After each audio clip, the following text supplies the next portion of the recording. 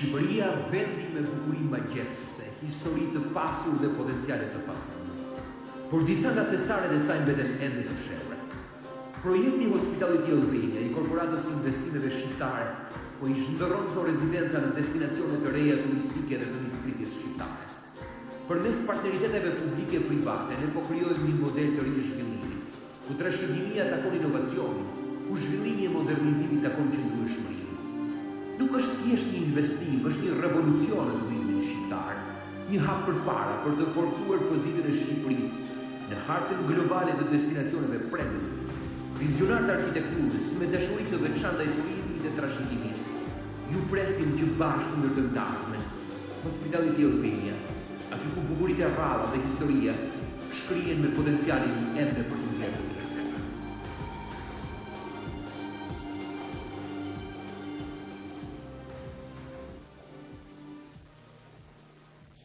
Zonja dhe zotrinj, në hapje të këtij event të rikonceptimi rezidencave qeveritare në struktura akomodimi elitare, Vila Velipoj dhe Vila Vlor, Hospitality Albania, ftojmë për fjalën e saj të mirëseardhjes drejtoren ekzekutive të Korporatës Investimeve Shqiptare, zonjën Elira Kokona.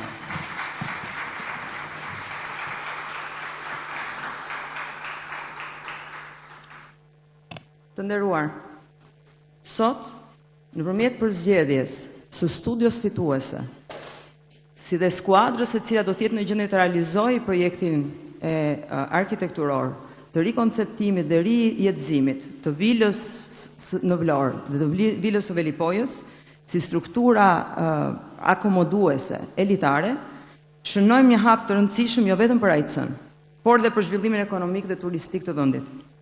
Si një aktorët kryesor të promovimit dhe investimeve strategjike, AIC është një forcë lëvizëse në transformimin e aseteve kombëtare në burime të qëndrueshme të rritjes. Projekti Hospitality Albania është një tjetër provë e këtij përkushtimi, ku ne nuk riaktivizojmë thjesht asetet të nënshfrytzuara, por krijojmë vlera të qëndrueshme të përhershme për ekonominë dhe turizmin shqiptar. Ky projekt synon ripërdorimin dhe modernizimin e rezidencave qeveritare, të cilat aktualisht janë struktura të amortizuara me përdorim sporadik dhe kërkesa të larta për mirëmbajtje, duke kthyer ato në destinacione ekskluzive dhe tërheqëse për turizmin elitar dhe pritjen e personaliteteve të rëndësishme. Godinat të tjera qeveritare, si ato në Gjirokastër, Kukës apo qytete të tjera, do të jenë gjithashtu pjesë e këtij projekti investimi në muajt në vijim. Nisma jon synon të çlirojë dhe të maksimalizojë potencialet e aseteve të veçanta, duke integruar në tregun fitimprurës global të turizmit, një sektor kyç për të ardhmen e zhvillimit të Shqipërisë. Projekti Hospitality Albania, ashtu si dhe projektet e tjera të zhvillimit të pronave publike, të realizuar nga Korporata Investimeve Shqiptare, luan një rol të rëndësishëm në rigjallërimin ekonomik dhe turistik të këtyre zonave, duke kthyer ato prona të nënshfrytzuar në qendra tërheqëse, që reflektojnë harmoninë midis inovacionit dhe peizazhit unik natyror. Hospitality Albania realizohet nëpërmjet një modeli partneriteti, ku korporata ka rolin e ndërmjetësuesit midis institucionit publik që ka interes të zhvillojë asetet e tij dhe të përfitojë godinat e standardeve bashkëkohore, dhe partnerit privat që posedon burime financiare, njerëzore dhe ekzekutive në aktivitetin e menaxhimit të strukturave hoteliere dhe ka interes në realizimin e këtij projekti investimi. Turizmi elitar nuk është thjesht një treg, por një levë për të tërhequr investimet cilësore, për të promovuar Shqipërinë si destinacion premium dhe për të forcuar pozicionin tonë në hartën globale të mirëpritjes. Ky event sot merr një peshë të veçantë pasi zhvillohet në vigjilje të Bread and Heart Festival, Bring Some Salt Please, një event madhor i mirëpritur në Shqipëri në transformimit urban, ku filozofia dhe kapacitetet e ekselencave botërore në arkitekturë, inxhinieri e artë po japin qyteteve tona një vlerë unikale në ndërtimin dhe udhëheqjen e Agjencisë së Zhvillimit të Territorit, Agjencisë Kombëtare të Planifikimit të Territorit dhe Këshillit Kombëtar të Territorit dhe Ujit të drejtuar nga Kryeministri. Por sot është radha e Vlorës dhe Velipojës, e Shkodrës, për të prekur magjinë e punës së skuadrave të arkitektëve pjesëmarrës, punë të cilën së bashku me kryetarët e bashkive dhe të këtyre qyteteve, si dhe si përmarrësit e skuadrave dhe zhvilluesit e skuadrave fituese, do të mund t'i bëjmë realitet. Falenderoj skuadrët garuese të cilat besuan në këtë garë. Garë e cila, me vlerësimin e çmuar të jurisë ndërkombëtare të përbërë nga ekspertë të fushës dhe nga kolegë të dashur, me prezencën e ministres Kumbaro dhe mbështetjen e pakursyre të kryeministrit Rama, është tashmë një eksperiencë unike. Në mbyllje, dua t'ju siguroj që AIC do të vazhdojë të garantojë transparencë dhe profesionalizëm në çdo hap e çdo punë të saj. Siç mund të shihet në prezantimet në ekran, në faqen e korporatës mund të gjeni hartën e projekteve tona, të cilat pasqyrojnë jo vetëm vendin gjeografik, por dhe të dhënat e nevojshme për çdo vlerësim fizibiliteti dhe analizë përfitueshmërie që investitori do duhet të bëjë për të eksploruar mundësinë e biznesit në Shqipëri. Garat, në virim dhe ato të planifikuara për të ardhmen, janë gjithashtu informacion që ndihmojnë në planifikimin e bashkëpunimit tuaj me AIC-n. Një falënderim i veçantë shkon për stafin e AIC-s, që meritën për kushtim dhe profesionalizëm po bën realitet një Shqipëri pa burokraci, ku mundësia e biznesit, korrektësia në punë dhe eficienca jonë janë realitete të prekshme nga kushdo. Por sot jemi edhe për turizmin dhe sidomos për infrastrukturat turistike në Shqipërinë dhe të gjitha shqisave. Ndaj ftoj zonjën Mirela Kumbare, Ministre e Turizmit dhe Mjedisit, për fjalën e rastit. Ju falenderoj për vëmendjen dhe suksese garuesve.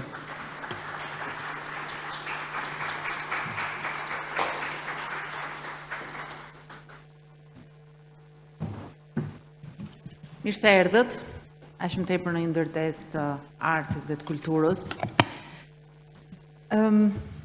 Në vitin 2014, atëherë në një tjetër detyrë, bashkë me kryeministrin Edi Rama, ju dham një vëmendje të veçantë atyre që i quajtëm vendet e kujtesës. Duke filluar nga dokumentat, ku në vitin 2016 hapëm gjithë dosjet e periudhës së diktaturës për të prodhuar një tjetër qasje në raport me kujtesën, me historinë tonë 50 vjeçare të diktaturës, hapëm shumë nga vendet që jo vetëm ishin misterioze të frikshme për 50 vjet, por mbetën të mbyllura dhe për 25 vite mbrapa mbasi diktatura ra. Kam këtu parasysh Bunkart, të dyja, që sot janë nga destinacionet më të preferuara në Tiranë, shtëpia me gjethe, që është prap një ndër patentat apo pasaportat më të rëndësishme të kujtesës historike, po dhe të turizmit historik po aq. Janë vende që flasin dhe që dëshmojnë nga njëherë më mirë se sa subjektivizmi i dëshmitarve ende të gjallë.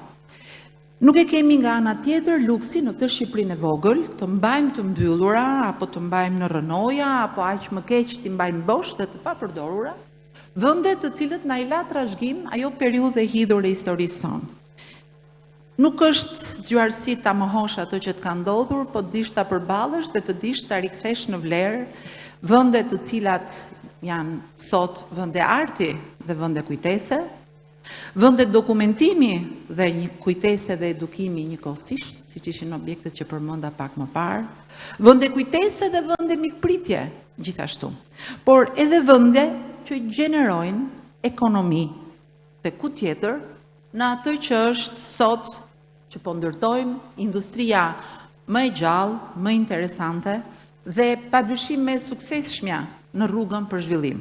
Industria e turizmit, ose ndryshe, industria e mikpritjes. Vila 31 me Fondacionin Art Explora, Vila 30, njëkohësisht muze dhe vend mikpritje, janë sot stacione turistike në Tiranë, por edhe mënyra më e mirë për t'i folur, dhe këtu e dua ta theksoj, për t'i folur një brezi që diktatura ju duket gjithmonë e më e largët, por që na duhet ta përkthejmë sot për të mos ta haruar në kodet e komunikimit të brezit të ri dhe të brezave që do vinë, por gjithashtu për t'i folur me një kartë vizit ndryshe dhe shumë vizitorëve tuaj që vetëm në vitin që shkoi arritën numrin 12 milion vizitorë. Ndërkohë që në 4 muajt e parë të këtij viti janë 7% më shumë se sa e njëjta periudhë e vitit kaluar.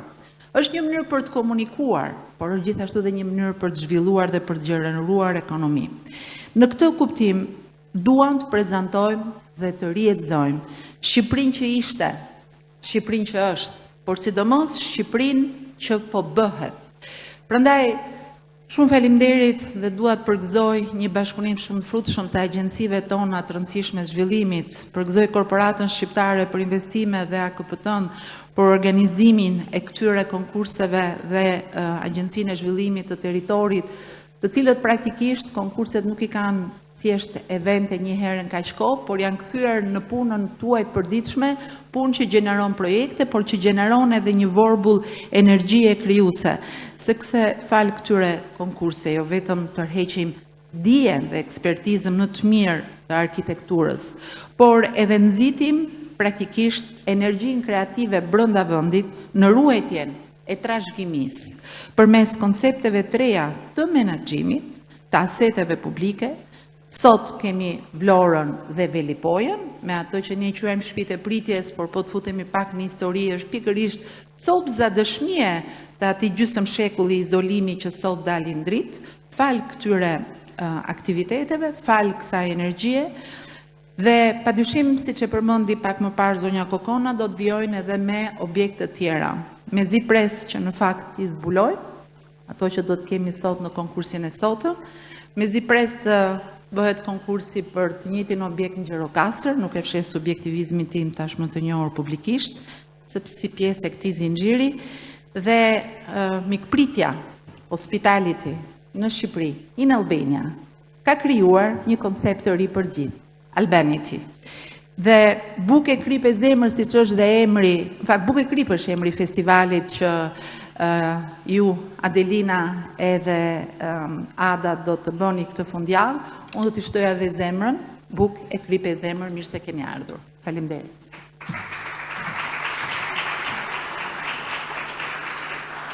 Zonja dhe zotrinë, në vijim, ftojmë për fjalën e tij përshëndetse Kryeministrin e Shqipërisë, zotin Edi Rama.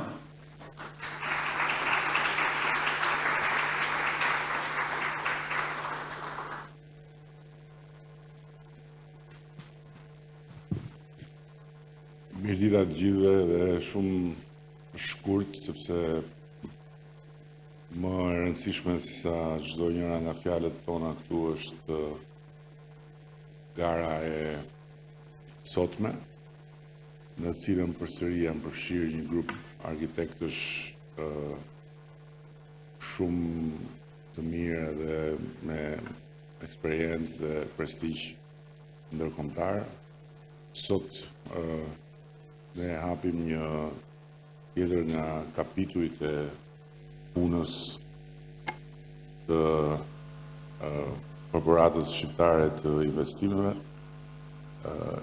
kapitulli i cili ka të bëjë me rrjetin e rezidencave të dikurshme qeveritare, të cilat prej shumë kohësh kanë mbetur në një limbo si rezultat i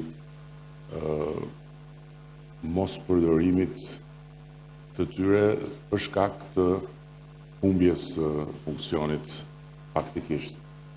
Dhe eksperienca e dy rezidencave këtu në Tiranë, që tani më janë transformuar njëra në një shtëpi pritjeje të shtetit shqiptar për personalitete të fushave të ndryshme dhe tjetra në një qendër për artistë të rinj nga gjithë bota në bashkëpunim me fondacionin e njohur francez Art Explora, na kanë treguar që kjo është rruga për t'i kthyer këto asete në funksione me interes publik dhe nga ana tjetër për t'i rihetëzuar duke e futur shtetin si partner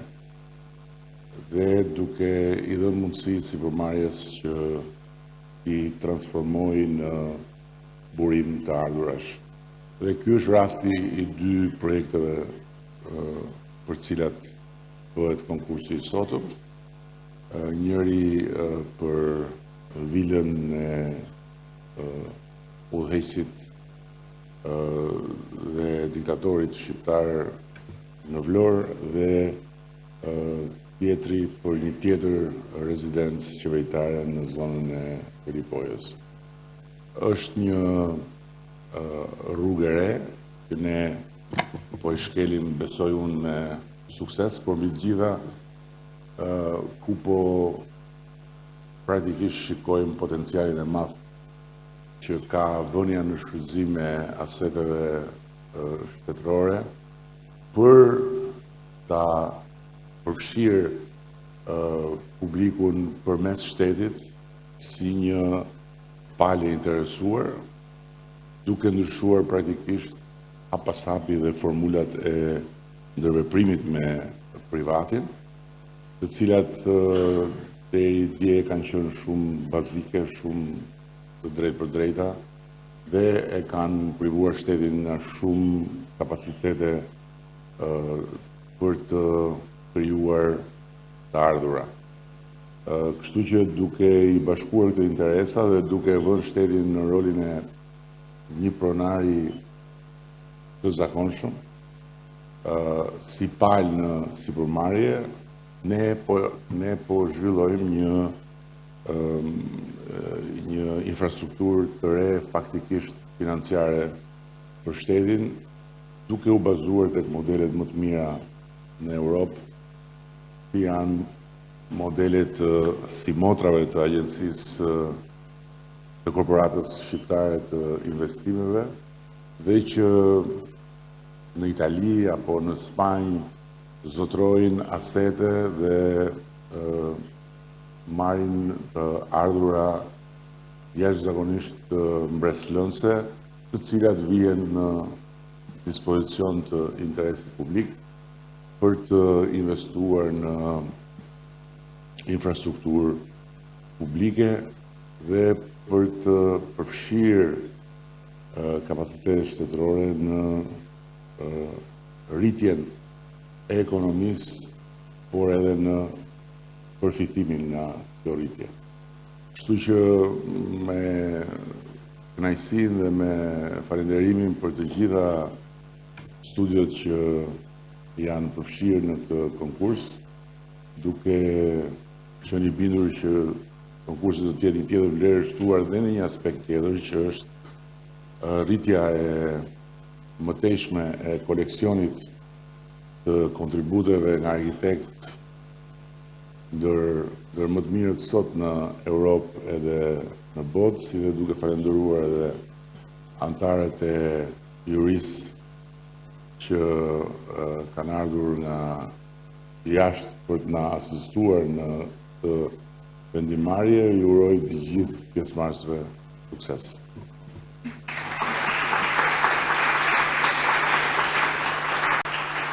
Zonja dhe zotrin, fillojmë tani me prezantimin e projektit ideve për i konceptimin e rezidencave qeveritare në struktura akomodimi elitar, Villa Velipoj, Hospitalet e Albania.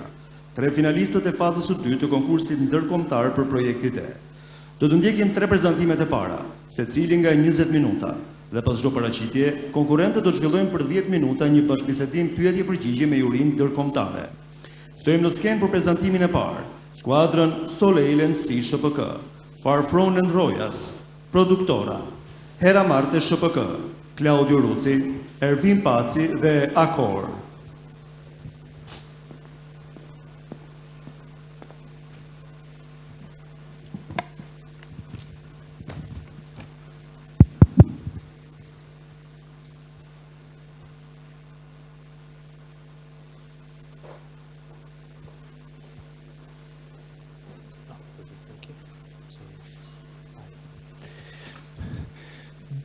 Dear Prime Minister, dear members of the jury, dear guests and visitors, I'm very happy to be able to present our project for the Villa Velipoja as representing our team here. My name is Marc Frohn from the practice Farfron Rojas. And I would like to start by introducing our team, consisting of the architectural practices Farfron Rojas, based in Berlin and Santiago de Chile, Productora, based in Mexico City and New York, as well as our local architects of Hera Marte, and we're supported by Erwin Pacin, Claudio Rucci, and our investor of Soleil NC. And our team combines and brings together an extensive international experience as it comes to hospitality design and hotel design. Dhe të gjithë konceptimin, të gjithë ne kemi një informacion të plot të gjithë kontekstit lokal vendes, bashkë me partnerin ton shqiptar era pa. Të duhet të filloja Unique site of Velipoje and its proximity që është një vend me fakt different places, I do think shape its potential as a site of tourism. There's obviously its relationship to the Mediterranean, right? Këtu në jug, po kështu dhe lidhja me qendër të veriut të Shqipërisë. Under the same name, Lake Oder, which happens to be kind of a popular location for Është një vend there is the Alpine unitetin e atyre që merren me zogjt, kemi një panoramë alpine në qytetin e Thefit dhe një liçen gati të natyrës së fjordeve në liçenin e Komanit. Bashkarisht të gjitha këto asete, duke qenë të gjitha cilësitë kulturore, nacion i cili mund të përdoret gjithë, pra jetë kultura, aktivitetet sportive, aktivitete nga më të ndryshme turistike. Pra, është shumë e rëndësishme të dimë se cili është potenciali i këtij destinacioni turistik. Po kështu, po të futemi pak më thellë, siç mund ta shikoni këtu të shenjuar me të kuqe, është pikërisht vendodhja jonë.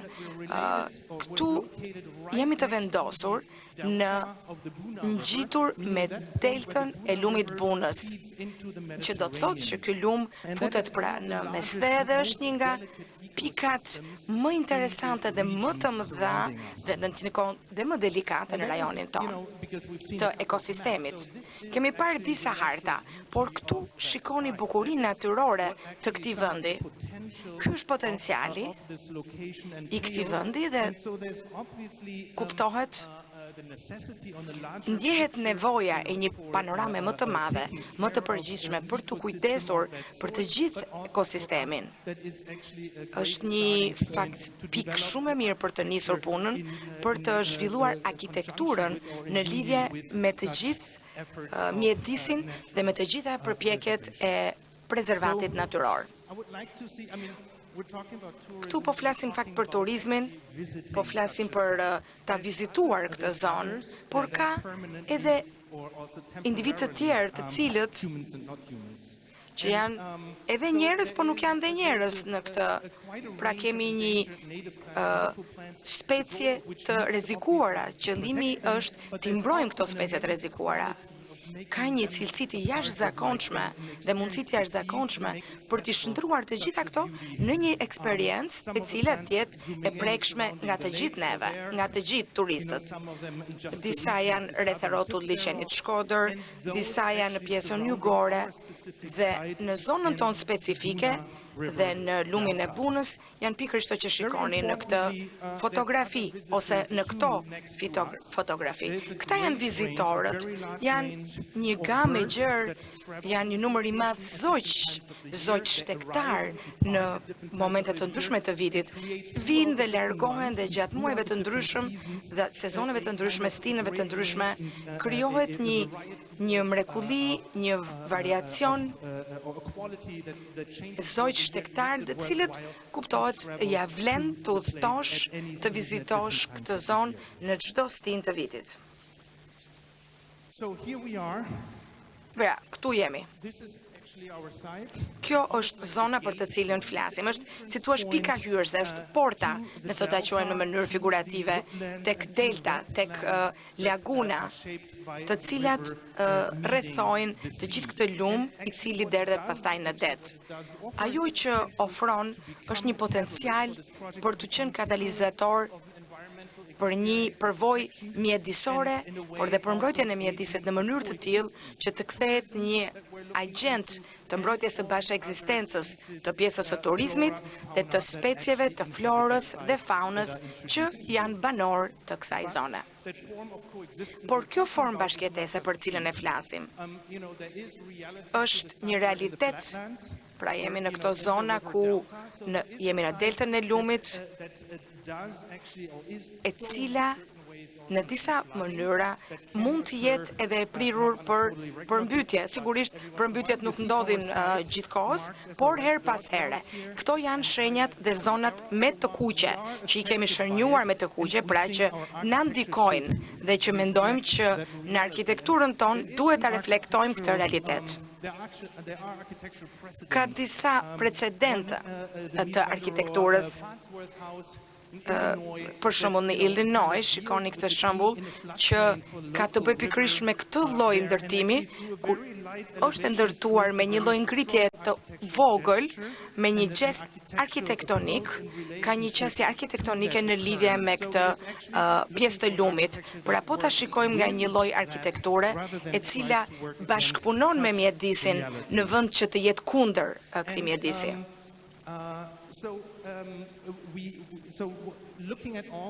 Duke i parë të gjitha këto element, të gjithë të kontekst që ju parashtrova, është e rëndësishme që të përcaktojmë një situatë arkitektonike për të jetuar në lidhje me natyrën, duke krijuar një zonë të rezervuarit të themi, me dy strategji bazë, një që sapo ja u shpjegova, pra me një lloj relevimi, me një lloj ngritjeje, të lehtë, delikate, duke prekur pak zonën, duke punuar me tipologjinë e vilës, me atë që ka tashmë vila, me një mur të rrethuar të oborit. Kemi bërë një analizë të kujdesshme të ndërtesës ekzistuese për të parë nga këndvështrimi ynë sa do të kishte kuptim për ta përdorur një pjesë të kësaj ndërtese. Neve i pam të dy variante dhe arritëm në konkluzionin që nga ndërtimi masiv që do të kërkonte kjo ndërtesë, ndryshimet do të ishin shumë të forta në mënyrë figurative për të qenë pjesë e përfitimit nga ky projekt. Këtu shikoni një përshtypje të parë të gjithë kësaj pjese të rrethuar për rrotull vilës, cilësia që shikoni, pra kemi një lloj relevimi të shtresës, kemi një pishinë të themi natyrale, kemi pemë frutore, bimë dhe kemi një stimulim të gjitha shqisave, të gjithë individëve që do ta vizitojnë këtë qendër. Aspekti i dytë i strategjisë tonë arkitektonike është ajo që ne e quajmë një zonë të betonuar, e cila sapo hyn në këtë zonë, në këtë pyll, dhe pjesën e lagunës, pra në njërin anë kemi rrugën e cila lidhet me velipojën dhe e kemi futur një zonë mbrojtëse që është edhe mbështetëse dhe në të njëjtën kohë e ndan këtë zonë nga rruga. Kjo është zona ku hym për të kuptuar pikërisht kjo është pjesa që është beton, por ka edhe xham, është një fasadë xhami që e bën disi të mistershme. Pra kemi një reflektim të ditës, të pemëve, kurse natën e bën pak më mistike gjithë këtë zonë, duke lejuar ose duke bërë të mundur një hyrje në fakt pak dramatike të themi, duke pasur një lidhje vizive me këtë mur të mbyllur të rrethuar. Elementi i fundit që ne shohim dhe që është shumë e rëndësishëm në këtë pikë është pikërisht kjo shenja që është gërma praktikit dhe një homazh arkitektonik i vetë rrugës. Aspekti i tretë i kësaj strategjie është futja e 3 elementeve shtesë. Do të jetë një kull për të parë zogjt, ajo që fola pak më përpara sepse është një nga elementët e rëndësishëm që ka kjo zonë, që mbart ajo, është një qendër që do të jetë në formë trekëndshë, që do të jetë një zonë që do të jetë për salla konferencash dhe bare. Dhe kjo pjesë që do të lidhet pastaj me pjesën ku mund të përdoren varka të ndryshme, që është pjesë e një infrastrukture ekzistuese tashmë që lidhet me lagunën. Kjo është një pamje siç e parashikojmë, duke parë hotelin nga kanali dhe duke treguar deri ku shkon kjo kull, kjo ndërtesë, duke i bërë të mundur vizitorëve të eksplorojnë, të vizitojnë me vark këtë kanal ujor. Për sa i përket programit të 4 zonat që rrethojnë zonën me mur, kemi pjesën e hyrjes, kemi span, kemi restorantin, pjesën e lobit, pra hallit kryesor, dhe pastaj kemi barin, që është një bar me tarac, dhe kemi me ngjyrë të gjelbër, kemi dhoma të cilat shohin të tëra nga pylli, pra kanë një lidhje të drejtë për drejtë me të gjithë zonën që i rrethon, pra me pyllin. Do doja ta shikonim pak më me hollësi planimetrin, çfarë shohim në këtë planimetri. Shikoni murin e rrethuar, me pikërisht ato cilësitë të themi qendrore, me elementet natyror, me këtë pishinë natyrore, me verandën, nga e cila mund të futesh nga të gjitha zonat, pra dhe të dalësh. Sigurisht, përmenda këtu të gjitha dhomat e llojeve të ndryshme, të cilat hapen dhe kanë dalje në pyll, duke krijuar në të njëjtën kohë diçka shumë private dhe një intimitet për të gjitha këto tipare të kësaj zone. Siç e përmenda më parë, këtu kemi pjesën e spas dhe shikojmë shumë qartë atë që ju përmenda pak më përpara, që është ajo zonë që e quajmë të zonë mbrojtëse, që mbështesin pikërisht pjesën e restorantit dhe të spas. Pra, ky do të jetë një destinacion që do të përdoret gjatë gjithë vitit. Pra, të ketë kuptohet tipare të ndryshme.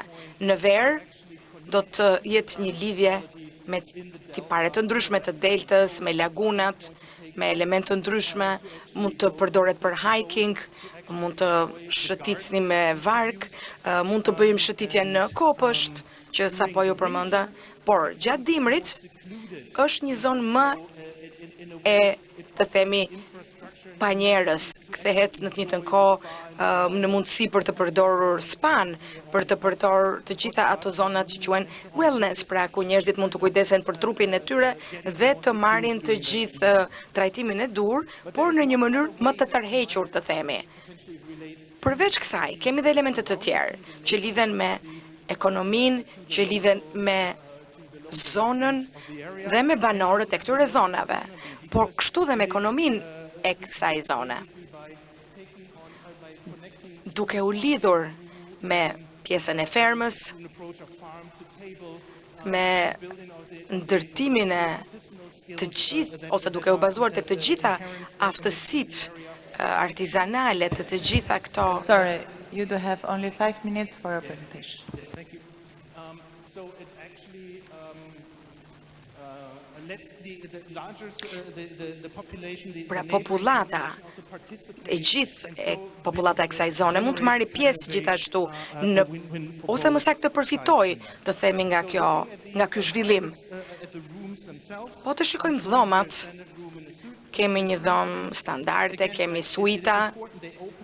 Është e rëndësishme të kuptojmë që të gjitha këto janë të hapura, por janë edhe të mbrojtura. Pra shohin nga pylli, mund të dalin në pyll, por janë dhe të mbrojtura, pra kanë privatësinë e tyre. Do doja të përqendrohesha këtu tek pjesa e sipërme, të themi, tek pjesa e taracës. Nga taraca shikohet i gjithë obori, i gjithë kopshti, ka një panoram. Dhe pastaj në katin e tretë janë sallat e konferencave që bëjnë të mundur takime, mbledhje, seminar, por kanë edhe një lloj fleksibiliteti për të lejuar aktivitete të ndryshme. Kjo është pamja që do të kishim po të ishim në sallën e konferencave. Pra në të gjithë formën trekëndshe kemi një pamje nga pylli, pra kemi një panoramë fantastike.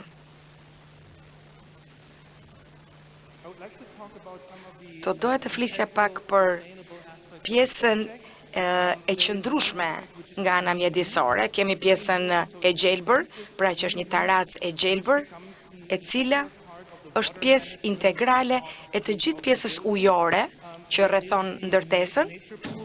Pra kemi një pishinë natyrore që e përmenda disa herë gjatë fjalës time. Ka një bimësi, pra ka një sistem filtrimi. Një pjesë e madhe e kësaj strukture janë strukturë ndërtuar prej druri, është strukturë ndërtuar prej druri. Ka një pjesë lëvimi nga toka që e përmenda. Ka një prekje të vogël të lehtë ku pjesa e shtresës së pyllit nuk preket, vazhdon të jetojë në gjithësinë e saj. Pra, për ta përmbledhur, projekti ynë i jep rëndësi bashkëjetesës dhe përdorimit të gjitha tipareve ekologjike mjedisore të gjithë kësaj zone. Faleminderit për vëmendjen.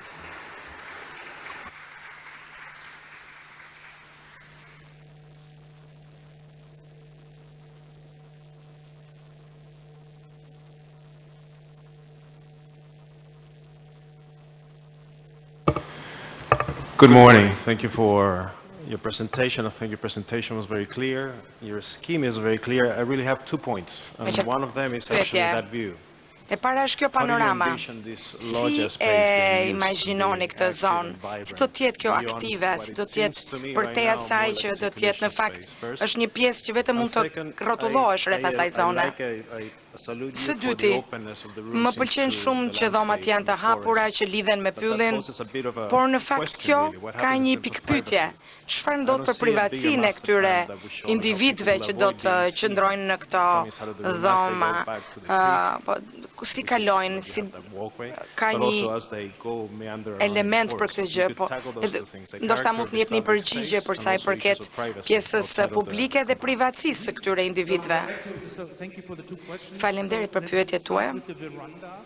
Pjesa e verandës, mendoj që veranda apo vetë kjo lloj strukture është shumë e rëndësishme për të kuptuar se si ne e kemi këtë vizion. Nuk është një pjesë thjesht për të shëtitur, si thua aty brenda.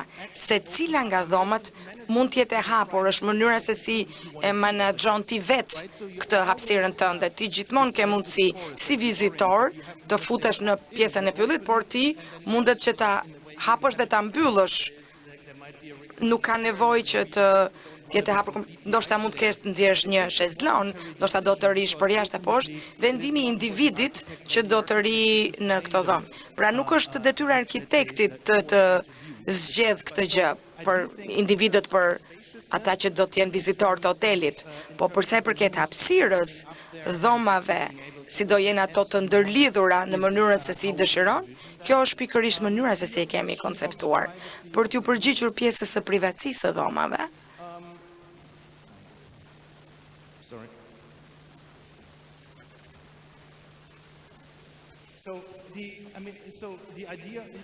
ideja është që, pra ideja është deri ku mund të garantohet kjo privatësi.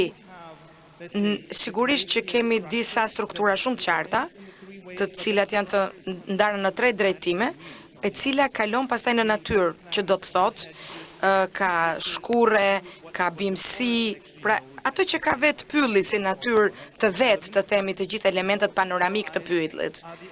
Këto janë elementët të cilët janë shumë të rëndësishëm që ne t'i përdorim në projektin tonë, sepse ato vetë i ndajnë, si të thuash, bëndarjen natyrore të këtyre dhomave dhe për të garantuar privatësinë që juve sapo pyetët.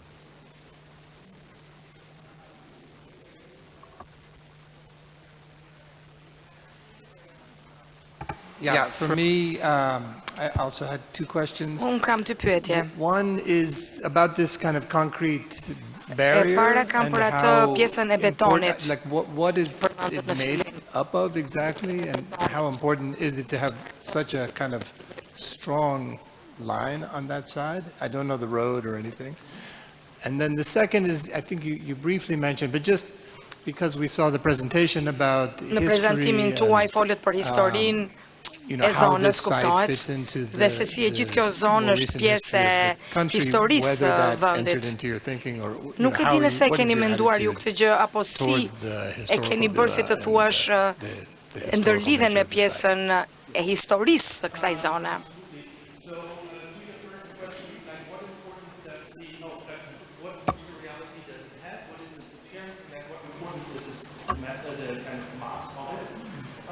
So, I mean, there's a general, I mean, to introduce the likeness.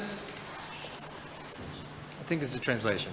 There is a likeness to the structure here, but there is like also quite distinct orientation within the site. So these three sides to the forest, Këto tre zona që lidhet me pjesën e parkimit, të gjitha këto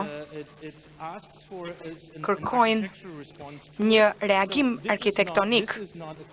Kjo nuk është beton, është më shumë xham, pra është qelq, është një reflektim që përmenda gjatë ditës, pra është një gjë që fton vizitorin, por ka dhe më shumë mas, të themi, më shumë prezencë, të themi, nga pikpamja vizive, dhe si një lloj gjesti, një lloj implikimi, edhe të zhurmave ndërkaq, kuptohet. Kjo qendër pikërisht ka vlerën e saj tek e qena e rezervuar në një vend i mbyllur, jo shumë në sy të të gjithëve. Pra, nuk është se ne kemi ndërtuar në të vërtet një mur betoni të mirëfillt, por është më shumë një blok xhami që reflekton këtë mjedis. Janë sallat e masazhit, janë disa zona kompartimentale që janë në fakt për pyetjen tuaj të dytë. Ne nisëm projektin duke e parë në dy mënyra, pra me dy mënyra. Nga pjesa arkitektonike, nga pjesa historike, dhe nga pjesa imazhit, imagjinatës. Duke dashur njëkohësisht të shohim se si mund ta përdorim një strukturë të tillë dhe si të shikojmë dy trajektore, të themi, duke e mbajtur siç është ose duke zëvendësuar. Dhe ne jemi me variantin e dytë, sepse aspektet integral të strukturës ekzistuese për ne nga pikpamja praktike nuk ishin ato të duhurat.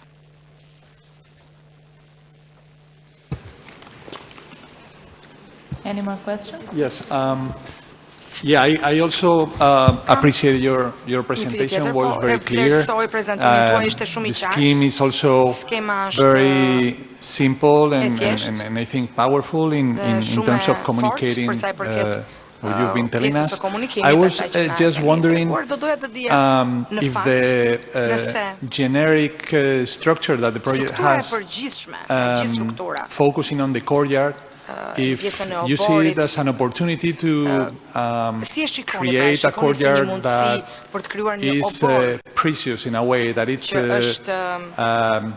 in a way different from the exterior, from the garden that exists right now. So over time, in the interaction with the building, we create something unique.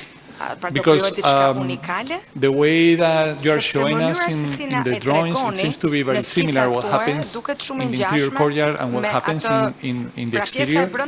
And I see that corridor as an opportunity to happen many things as a flexible space, but at the same time, the dimension that you have decided is not allowing that amount of possibilities. So I was just curious about if you guys have thought about what is going to happen over time in the interaction between the building and the courtyard.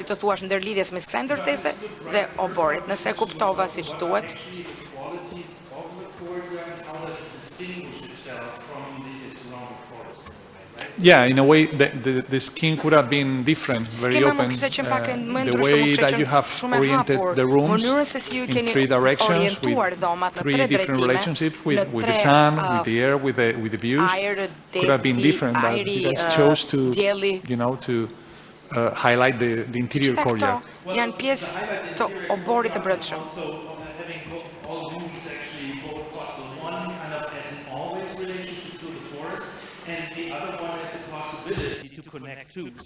një mundësi të lloj ndërlidhje. Gjithë ky mur është mënyra se si ndahet pra të themi nga obori, përmes një peizazhi, pra si thua është një specie tjetër ta quajmë në mënyrë figurative, si një mënyrë që ndan stinët që i drejtohet si të thuash të gjitha shqisave tona.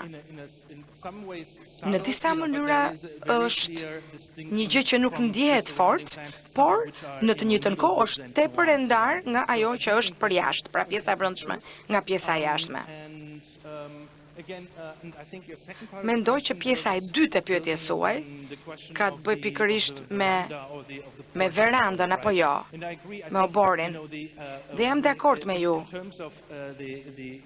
Për sa i përket potencialit që mund të jetë ta quajmë në thonjza një sken, kemi dhomat që shikojnë pyllin, që kanë një lloj privatësi, po momentin që ti nuk do të jesh më në dhomë, po do të dalësh, do të jesh me klientët e tjerë të hotelit, atëherë kjo kthehet në një mënyrë për ta bërë më të jetueshme, të themi në thonjza.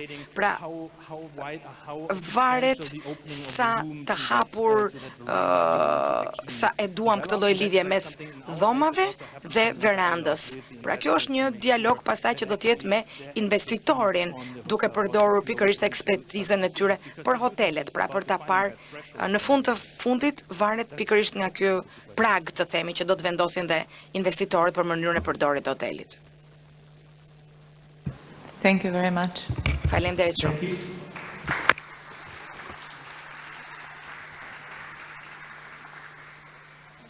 Zonja dhe zotrinj, vyejmë paraqitjen e dytë të projekt propozimeve. Do të ndjekim 20 minuta prezantim dhe më pas 10 minuta pyetje-përgjigje me jurinë ndërkombëtare. Ftojmë në skenë për prezantimin e saj skuadrën e përbërë nga 2A Grup SHPK, Praktika Arkitektura and Urbanismo SLP, Barclay Cruise, Farm Architects, Swiss Diamond Hotel.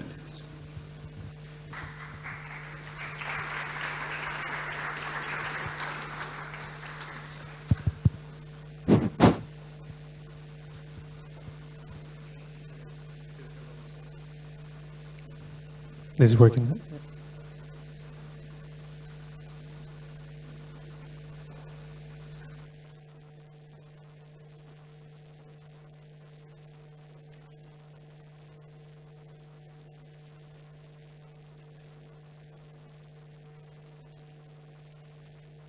Well, good morning, everyone.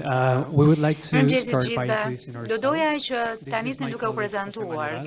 Ky është kolegu im Jose Majoral, unë jam Ramon Sierra, jemi dy nga partnerët e Praktika Studio nga Madrid, së bashku me Jaime La Roca. Këtu jemi sot në përfaqësim të një ekipi mjaft madh, shumë disiplinor, së bashku me Barclay Cruise që janë peruan, Farm Architects që janë këtu nga Tirana, SRS që janë arkitektët tanë të peizazhit, Fation Saliu, inxhinieri ynë, dhe po kështu edhe Swiss Diamond Hotel, operatorin që është pjesë e investuesit. Kur nisëm të punonim për këtë konkurs, na u desh të pyesim veten, çfarë do të thotë të ndërtosh një hotel, të zësh një vend kaq imponues natyror, siç po bëjmë këtu, na duhet të reflektonin se çfarë kuptimi ka luksi sot, çfarë do të thotë. Për t'ju përgjigjur këtyre pyetjeve,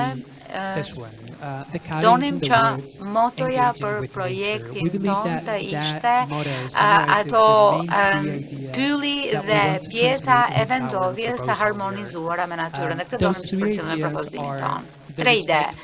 Ideja e parë, respektimi i trashëgimisë arkitekturore. E dyta, respektimi i rrethinave natyrore dhe ajo ndjesia e veçimit në natyrë. Luksi i të marrit kohë dhe i zënit hapësirë për vete. Po punojmë në këtë vendodhje natyrore, jemi në breg të detit Adriatik, pranë kufirit midis Shqipërisë dhe Malit të Zi, në lumen Buna, po kështu. Ka edhe të tjera trupa ujore. Aty është laguna e Lilunit, është liqeni, dhe po kështu kemi edhe moçalishtet e deltës së Bunës, që rrethojnë ishullin Bujan. Duke pasur parasysh këtë lloj sfondi, patëm 3 gjëra që i morëm në konsiderat. E para, të respektonim arkitekturën e Koçoçomit. Ai ishte arkitekti i vilës ekzistuese dhe mund ta shihni këtu në Sky, në të maj, përkohë që këto janë pamje të tjera të punës së tij. Ne besojmë se kjo vilë është një shembull mjaft i mirë i modernizmit shqiptar. Ne mendojmë që ka disa aspekte të gëndura arkitekturore aty.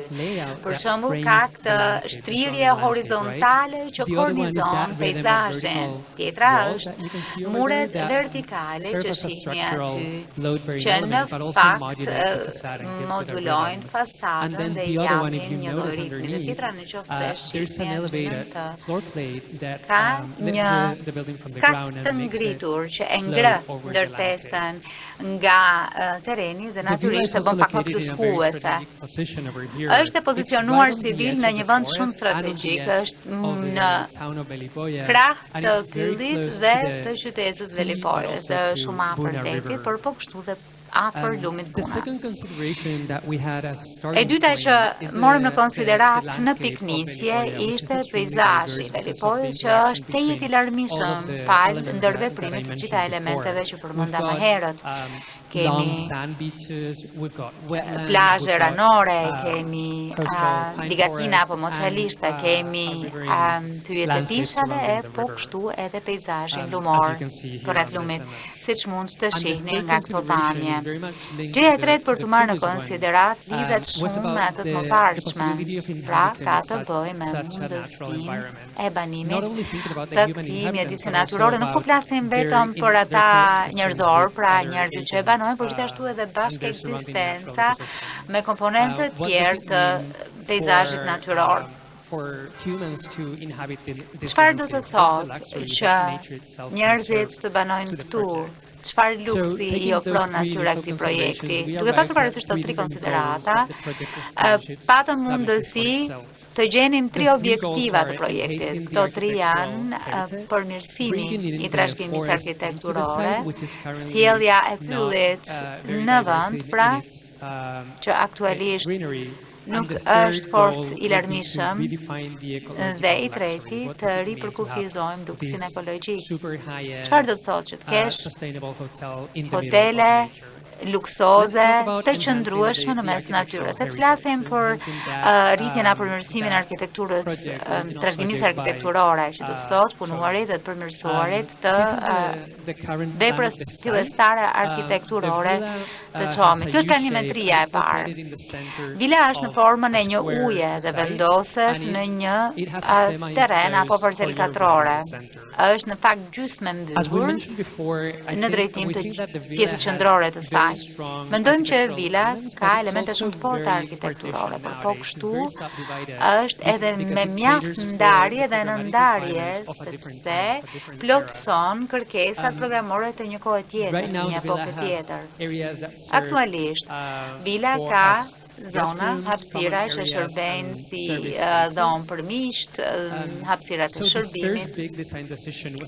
Kështu që vendimi i parë i madh ishte që të pastronin planimetrinë e vilës ekzistuese. Donim që të kishim të gjitha ato ndarje luksore të brendshme për t'i dhënë vilës një mundësi të përgjigjet kërkesave moderne të një ndërtese luksoze. Kështu që donim përcaktonin një karakteristika të bazë të kësaj vile ekzistuese. Çfarë i jep këtë ritmin që përmenda unë më parë? Në momentin që e përcaktuam të identifikuam këtë përmes mureve, atëherë e hapëm fasadën për të lejuar një lloj depërtimi të peizazhit jashtëm dhe pastaj i ribëm këto ndarje për krijuar hapësira më të mëdha, gjithashtu edhe për krijuar një hapësirë përbashkët për përdorim hotelier. Programet e reja, pra ky është një program në planimetria e re. Kemi këtu pjesën e recepcionit, pra sportelit, kemi pjesën e restorantit me blu dhe pastaj pjesa me gri dhe me të kuqe apo rozë, që janë hapësirën e palestrës. Në pjesën e oborrit gjysmë të hapur do të kemi një sër taracash të lidhura me njëra tjetrën me një pishinë qendrore të hapur. Terrasa apo çatia e vilës ekzistuese shërben si një tjetër hapësirë, mund të shërbejë si një terracë që lidhet me restorantin, mund të shërbej për vendosjen e një grupi paneler solare që janë të afta të prodhojnë energji elektrike për gjithë ndërtesën, dhe pjesa e shenjuar me blu mund të shërbej si hapësirë për grumbullimin e ujit dhe do të shërbej jo vetëm për ujitje, por gjithashtu edhe për tualetet. Tu mund qeni integrimin e vilës së përshtatur me rrethinat e peizazhit të vetë, po kështu dhe rrethimin në natyrë. Strategjia e dytë e projektit vjen nga pamja e vendit ku është e vendosur parcela, ku është vendosur kjo ndërtesë. Është një vend i cili të krijon një kusht, apo të kushtëzon me zonën ekologjike, me zonën përreth lumit që është e dendur, e po kështu dhe hapësirën në fundjavë. Projekti synon që ta sjellë brenda pyllit dhe ta kuptosh të është një komponent kyç për të gjithë konceptit denton. Të sjellësh brenda e gjelbrimin, por jo dhe ta mbushësh për plot pjesën brenda, të krijohen disa hapësira që kanë funksione të ndryshme. Disa prej tyre janë më të vogla, duke krijuar një lloj privatësie për një sër kabinash që vendosen dhe pastaj krijohen edhe hapësira që përfshin ato ekzistuese për ndërveprim. Strategjia e bimësisë bëhet përmes shkresave të ndryshme, shkresëzimeve të ndryshme. Kemi pemë që kanë kapacitetin që të kenë një lloj rrethimi, po kështu edhe të pastrojnë ajrin, kemi pjesën e shkureve që japin vëllim dhe krijojnë një lloj privatësie, po kështu kemi edhe bar apo gjelbërim në terren, në tokë, që në fakt shërbejnë qëllimit. Propozimi përfshin specie të bimësisë lokale për të nxitur procesin e ripyllëzimit, e ngjalljes së natyrës në hapësira të ndryshme. Këto specie të ndryshme janë zgjedhur me objektivin për të krijuar përvoja unike në secilin prej kopshteve të vogla, tjetër aromë, tjetër teksturë, tjetër ngjyrë. Kjo është ajo që përftojmë, një pyll, një hapësirë të gjelbër që një farë mënyrë e ka pushtuar vendin. Duke pasur parasysh parametrin ambicios të projektit për të rikthyer vlerën ekologjike të zonës, kjo çon në ngritjen nga dheu, pra nga tokat të ndërtesës. Kjo lejon pastaj edhe hapësirë për faunën dhe florën që të lëvizin në shtresa të ndryshme. Kjo natyrisht siguron një lloj privatësie dhe po kështu lejon dhe të ftuarit apo vizitorët të lëvizin në një hapësirë apo një tjetër në privatësi. Pra, ideja është që ndërhyrja mund bëhet në pjesën e lartë të ndërtesës ekzistuese. Pra, e tham që është i ngritur nga niveli i tokës dhe pastaj shikojmë edhe pjesën e barierave të tjera. Këtu shihni që është në nivel shumë horizontal, ku ndërtesa ekzistuese është mjaft e depërtueshme, mund të ishte dalësh e po kështu angazhohet në projektin ton me pyllësin e dëndur që kemi krijuar.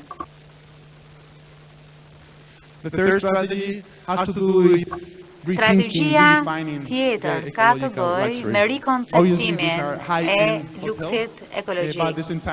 Në fakt, këto janë hotele luksoze, por janë edhe të qëndrueshme, të afta për të bashkë ekzistuar me mjedisin natyror. Ne besojmë që ky është luksi, të kesh një lloj zhytjeje dhe të kesh mundësinë që të banosh në natyrë. Strategjia e tërë projektit është ndarë në një sër hapash. Së pari, ruajmë ndërtesën ekzistuese dhe i shtojmë vlerë, siç e thamë më parë. Pastaj kemi nevojë të shtojmë një vëllim tjetër për programin e qëndrimit, sepse projekti aktual nuk lejon që të përfshim dhomat për vizitorët VIP që kemi përfshirë, kështu që ne duam që të ndajmë këto vëllime në pjesë të ndryshme dhe t'i shpërndajmë ato në këtë zonë. Siç po shihni, janë në formën e kutive apo katër këndsheve, të cilat janë të shpërndarë për të lejuar krijimin e kopshteve private. Një kusht kyç dhe për hir të këtij kushti është luksoze. Këto lloj kutish janë rrotulluese apo janë pozicionet jo të drejtë për drejta me njëra tjetrën, por janë të vendosura në pozicione rrethore paksa për të lejuar privatësi. Ky model lejon edhe një lloj oxhaku apo panele diellore që në fakt sigurojnë uljen e konsumit të energjisë. Patjetër që ka një sistem rruginash përmes, siç e thash, krijojnë këtë ndërlidhjen midis pjesëve të ndryshme.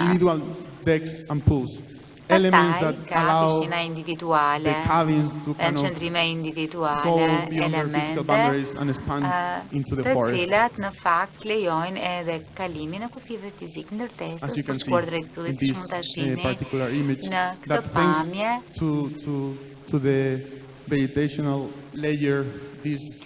Që në këtë shtres gjelbërimi krijohet kjo përboj private dhe unike. Kjo është një herë dhe para që kemi mundësinë që të shohim të gjithë projektin tërësisë së pari. Siç e tham, ruajmë dhe i shtojmë vlerë ndërtesës së ekzistuese, pastaj pësim të sistemin e këtyre kutive. Që tham edhe që do të ndërtohen me dru të ricikluar, krijojmë sistemin e rrugëve të ndërmjetme dhe pastaj krijimin e këtyre kopshteve private që natyrisht kanë marrëdhënie. Është një projekt që bëhet gradualisht në mënyrë rritëse dhe është një projekt i parave të skemës që kemi përpara nesh, mund të rritet, mund të frenohet në varësi të nevojave që janë, pa e humbur koherencën e vet arkitekturore. Siç e thash më parë, që nga fillimi programi ishte shumë i qartë për ne. Ndërtesa ekzistuese është ajo që do të pres, po themi, këto programe apo do të përmbush të kërkesat më të zakonshme, pastaj do të kemi këto ndërtesa në mënyrë katrore apo edhe dhomat VIP që do të ndërtohen mëtej. Kjo është një planimetri nga sipër për t'ju treguar se si këto ndërtesa në formë kubi janë apo në formë kutije janë ose njëshe ose këndara në dy, e se si projekti aktual në lejon që ti përfshim edhe hapësirat për momentet e bashkimit apo njerëzve që shndrojnë bashkë.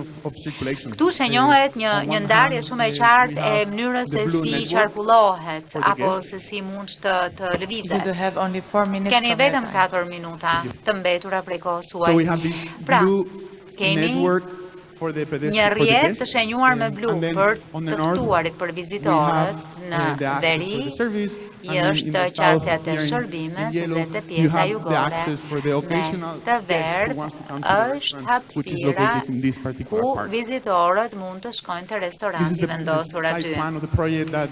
Kjo është planimetria e zonës që na siguron të shohim edhe gjeometrinë, është shumë e shesht ajo e ndërtesës ekzistuese dhe pastaj këto elemente të reja të cilat janë më të ngritura dhe janë më të dukshme raport me gjeometrinë aktuale. Pra kemi së pari ato që janë Master Suite apo dhomat më të mëdha të cilat kanë hapësirën e qëndrimit, kanë dollapët, kanë gjithashtu edhe pishinat të cilat janë të ndara njëra me tjetrën. These cabins have the chimneys on top of them. Këto të ashtuara kabina, këtu kanë ato oxhak diellor, po themi, apo panele diellor që funksionojnë në mënyrë të më vetësishme dhe që përftojnë nxehtësinë nga rrezatimi diellor. Ato po kështu mund të thithin edhe ajrin e freskët që vjen nga bimësia dhe nga pishinat pranë. Në fakt, suita Deluxe ka dy fishin e hapësirës së atyre të mëparshme. Ka po kështu hyrje dhe në të njëjtën kohë përfshin dy hapësirën. Për ditën dhe atë për natën dhe në të njëjtën kohë ka po të njëjtin sistem ajrimi. Kjo është pamja e fundit që donim t'ju tregonim. Kjo kërkon të ilustroj kushtet e përjetimit, çfarë eksperiencë përfton dikush që shkon atje, kabinë druri, ku duket qielli nga sipër për shkak të tavanit të tejdushëm, dhe ja ku është, je ti vetëm me kopshtin tënd në mes të vyllit.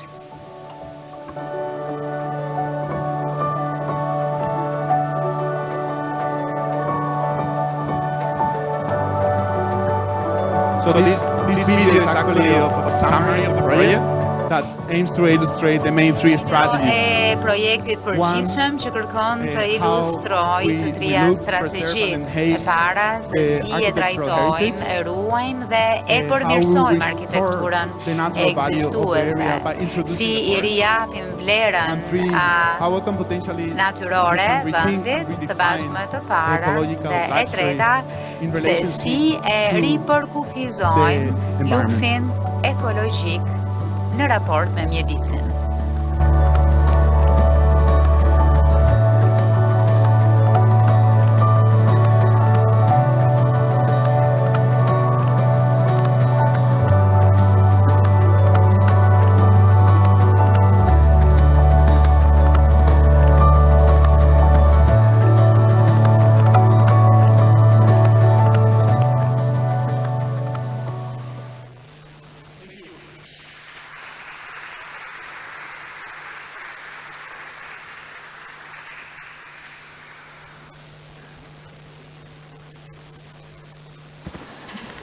Now the jury is welcome for the questions. Tani është rada e juris për të bërë pyetje.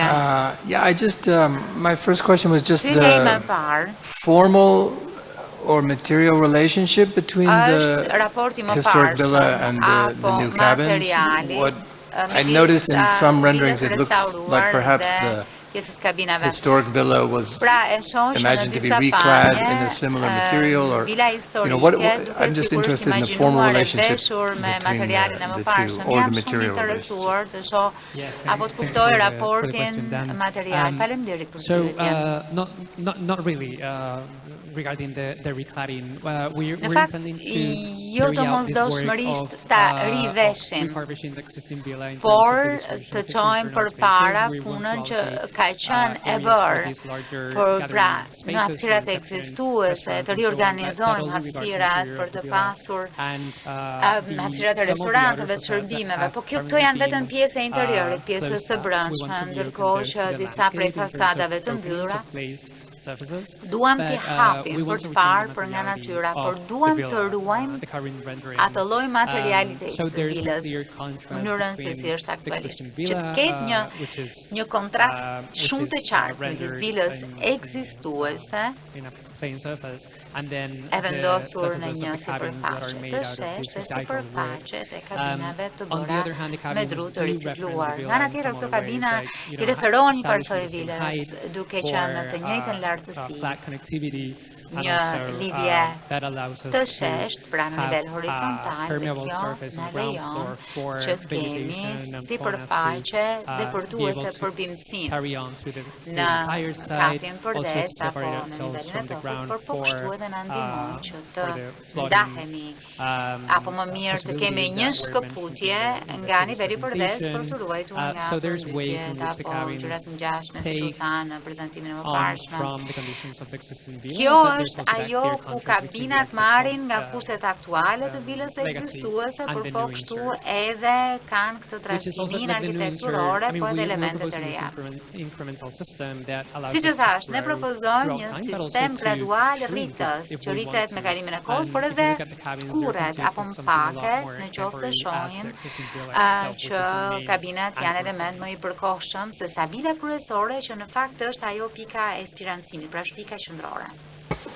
Yeah, I had a similar question than Dan, because it's true that you started explaining the project in a very interesting way, starting not by demolishing the whole thing, by keeping certain nisët duke ruajtur një pjesë të madhe, duke shëmbur pak një mundësi për të ruajtur kujtesën e këtij vendi dhe për t'i lejuar ata që vinë të përjetojnë, të kuptojnë çfarë ka qenë, çfarë ka ndodhur aty më parë, një kujtesë historike. Pastaj ju hidheni tek vilat duke krijuar një vlerë krejt tjetër, formë krejt tjetër, më bashkëkohore.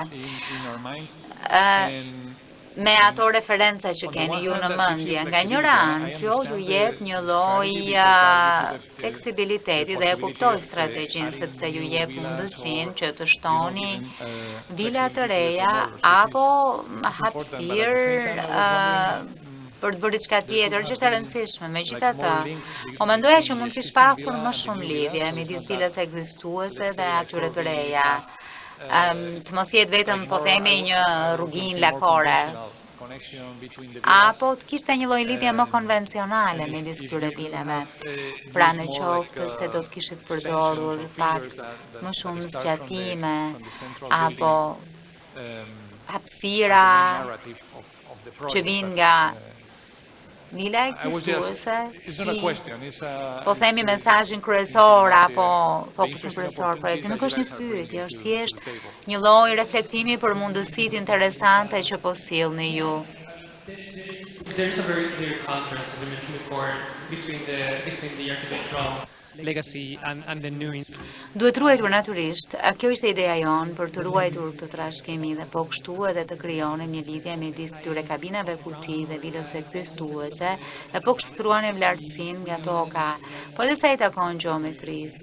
Ne e kuptojmë që këto vila janë vërtet shumë të dukshme, ka referenca të ndryshme siç e përmendet.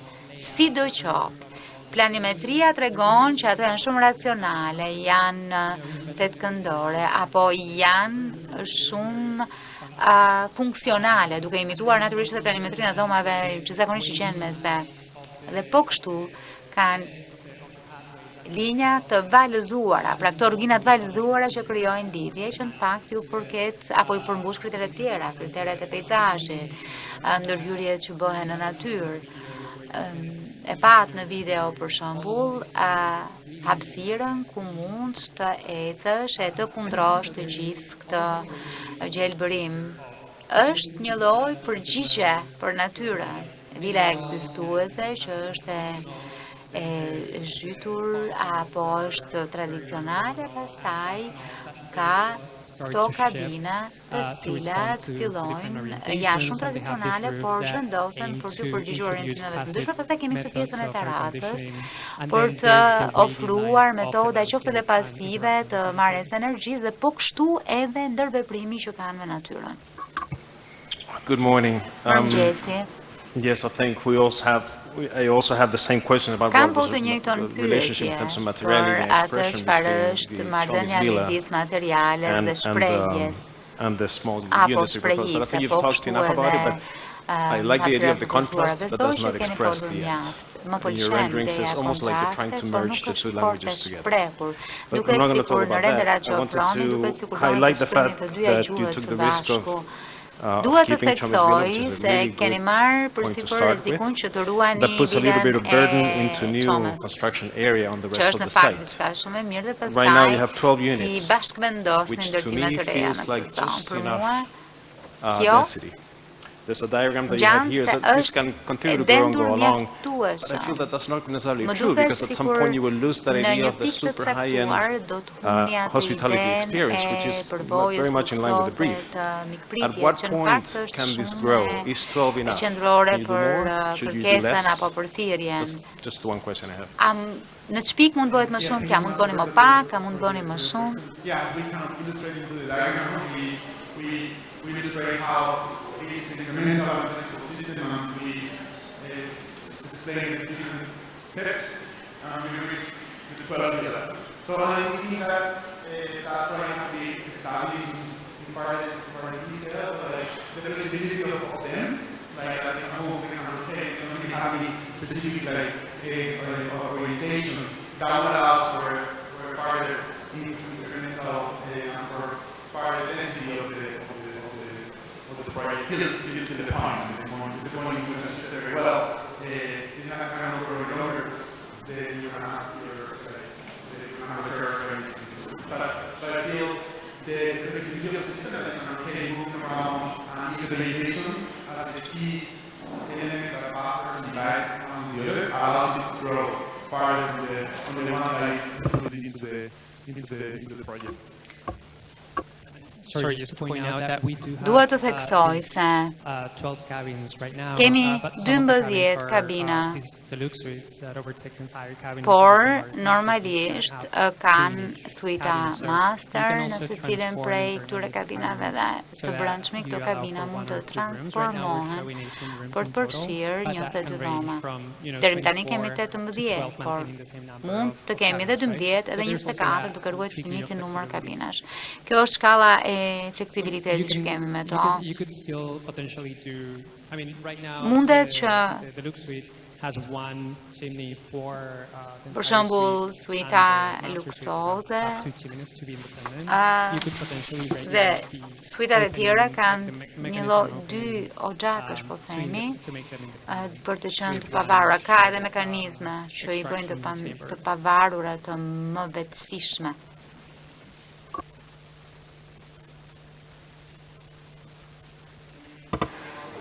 Thank you very much.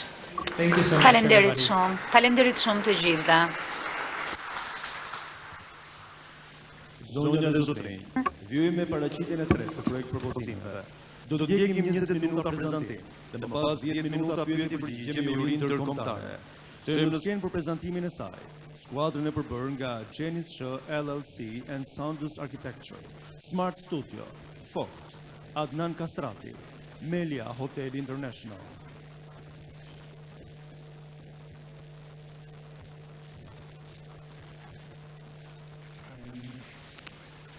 Hello.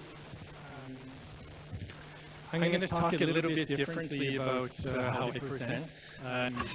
Duhet ta bëj pak ndryshe këtë lloj prezantimi. Do të flas se si marr vendimen pak, sepse pikë së pari do doja që t'ju falenderoja që na keni ftuar, dua të falenderoj po kështu dhe ekipin tim. Një nga arsyet pse e bëra këtë projekt ishte fal ekipit. Unë nuk jam arkitekt hotelesh, nuk dua të jem një i tillë dhe e kam bërë një hotel që do t'ju tregoj pak më vonë. Ne punojmë me familjen që zotron hotel ngjitur pronës së tyre. Ka 300 metra plazh, 10.000 km2 pyll dhe njohin çdo pemë, çdo zog aty. Kështu që ajo çfarë bëj kur nis një projekt është që bëj shumë pyetje. Në këtë konkurs, në fakt zakonisht nuk jam pjesë e konkurseve arkitekturore sepse nuk ka kohë mjaftueshme për të mësuar për të bërë pyetje, por pata një ndjesi të mirë këtu me familje. U takuam dhe morëm një sër vendime shumë herët, që nuk kryet herët, për të cilët do të flas. Ky është në fakt ekipi ynë, siç e shihni, punojmë bashk me kompaninë hoteliere nga Spanja, gjithashtu edhe me arkitektët e peizazhit nga Zyrihu, punoj shumë me ta për projektet tona. Mund t'ju jap pak informacion për veten. Unë jetoj në Norvegji, por jam lindur e rritur në Kanada. Në një vend në pak të ngjashëm me Shqipërinë, ku s'ka asgjë shqiptare, po natyrisht jemi rritur shumë të varfër. Kur takoj dikën në Shqipëri, ata mund të ndreqin çdo gjë, mund të hapin një birë me çdo gjë që gjendet në rrethanore, pra ka shumë pjesë kulturës që njoh këtu. Por ajo çfarë dua të flas, për cilën duhet të flas është mikpritja në Shqipëri. Për këtë dua të flas, nuk dua të flas për pjesën teknike të arkitekturës apo detaje të tilla. Ky konkurs ka të bëjë me konceptin, ka të bëjë me një ide. Pra, në qoftë se ke një ide të hershme ku fton qindra arkitekt nga bota, fillon aty dhe pastaj rritet më tej. Projekti im I parë ka qenë një hotel në ishullin Kurrita, në një ishull jashtë Kanadas, ku nuk ka arkitekt, kështu që në thelb, kur mora diplomë për arkitekturë, I bie që të bëja një vetvrasje kulturore, sepse s'kthesha dot më aty. Por u ktheva pas vitesh për të bërë këtë hotel me 29 dhoma. Ky hotel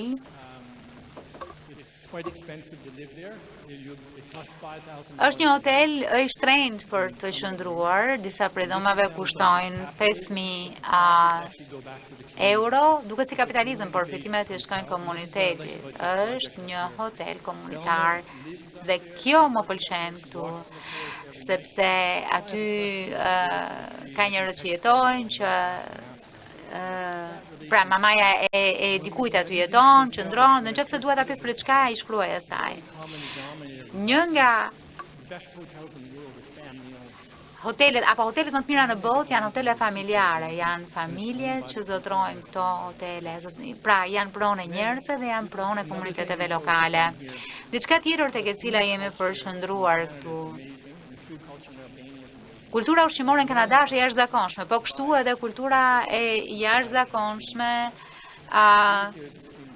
këtu është e jashtëzakonshme. Noma për shembull është e zotruar nga një shqiptar. Ky është një vend ku mund të vish e të hash një vakt të mirë. Këtu kam ngrënë një sër darkash, edhe është paksa kështu si edhe problematike, me thënë drejtën, sepse njerëzit që vinë aty dinë që ka prej tyre që janë në vizat e fundit apo kanë sëmundje, kështu që është paksa edhe problem, por është një nga vendet më të bukura. Ky është një projekt në Norvegji. Unë jam kundër konkurseve, po kjo ishte një fituese nga konkurset. Ajo çfarë kemi mësuar nga ky projekt është që në qoftë se do të krijosh arkitekturë destinacioni, duhet të krijosh interes në të ndryshme. Nuk mund të bësh një vepër arkitekturore që është parë 1000 herë apo kopjet janë parë 1000 herë. Duhet të jetë origjinale dhe për të qenë origjinale duhet të rrezikosh. Po ku është rreziku këtu? Ky projekt është një prej 7 mrekullive arkitekturore të botës dhe është 3 orë nga ku jetoj. Dhe unë I them 20.000 kilometra nga Tokyo.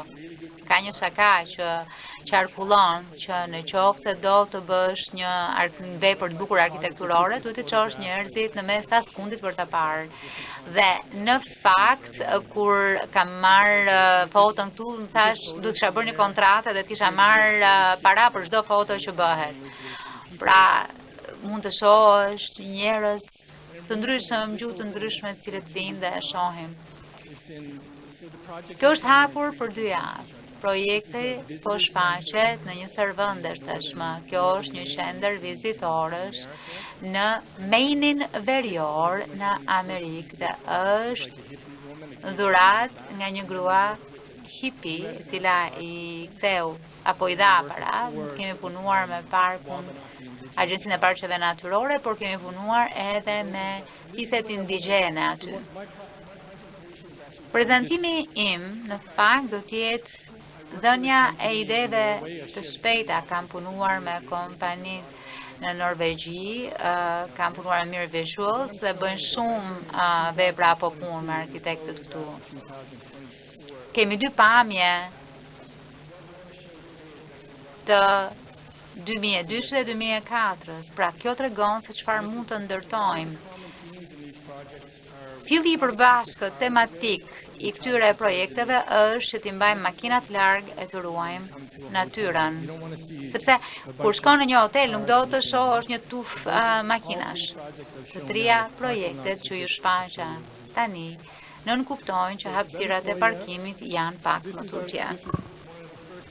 Kjo është një nga programet e para, nga skicat e para në fakt që bëm, kur na thanë bëni një skic shpejt që të aplikoni për këtë konkurs.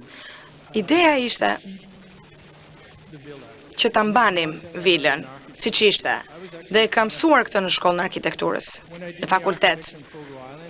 Kur e fillova nuk isha shumë e sigurt sa e rëndësishme do të ishte kjo arkitekturë. Pra ishte pjesë e strukturës lokale, ishte pjesa e kaluarës. E kaluara është e kaluara juaj. Nuk duhet që t'i hiqni syt nga e kaluara. Pra vendimi më rëndësishëm mendoj është që të mbahet kjo vil, të ruhet. Kjo vil duhet të tregoj të kaluarën. Njerëzit duhet ta dinë të kaluarën e tyre. Por ideja është në fakt që unë kështu e mendoj. Kjo është diçka që kam mësuar dhe nga i mat, mikpritja. Baba im i takonte të gjithë njerëzit sikur t'i kishte shok të ngushtë. Pra, edhe unë këtë dua të transmetoj. Në Shqipëri unë këtë shoh. Njerëzit të takojnë sikur të njohin, sikur të kanë takuar më përpara. Pra, gjithë ndërtesa duhet të jetë jo si kala, jo si kështjell, po të jetë e hapur, pra në kuptimin njerëzit të hyjnë të dalin, të kenë mundësi ta shohin, po që se kanë dëshirë ta vizitojnë.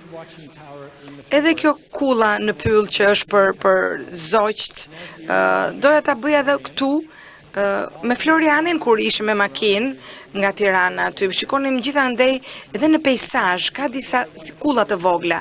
Dhe unë doja ta replikoja, ta sillja këtu, për ta parë që nuk ka nevojë që të ketë një shenjë, pra një mark hoteli të themi, pra që të kuptohet që është X hotel apo Y hotel. Pra, unë këtë doja të bëja. Pra doja që kjo ndërtesë të ishte një identitet më vete. Këto janë skicat që unë kisha nisur si fillim. Mund të shkosh te pjesa e kullës, mund të ngjitesh lart, mund të shkosh tek taraca. Dhe mendova që vendi më i mirë për të zgjuar është pikërisht në maj të pemës. Pra në mëngjes zgjohesh, hap syt dhe shikon zogjt. Kjo është e bukura.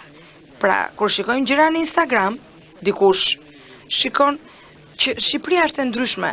Është e ndryshme në veri, është e ndryshme në jug, dhe ti nuk do që të kesh një hotel të njëjtë që ta shohësh gjithandej, me të njëjtën të themi pamje. Pra, njerëzit mund të thonë gjithkohës që kam qenë dhe unë aty. Pra, në vende të ndryshme, në gjithë Shqipërinë, përvoja do të ishte shumë interesante kur ti shikon diçka të ndryshme. Njeriu prandaj udhton në fund të fundit që të shikojë diçka të ndryshme për këtë përvojë. Dhe kjo është ajo që ja vlen. Pra, a ja vlen që të marrësh rrugën të shkosh diku? Kjo është pyetja që në fakt do t'i bëjmë gjithë vetes.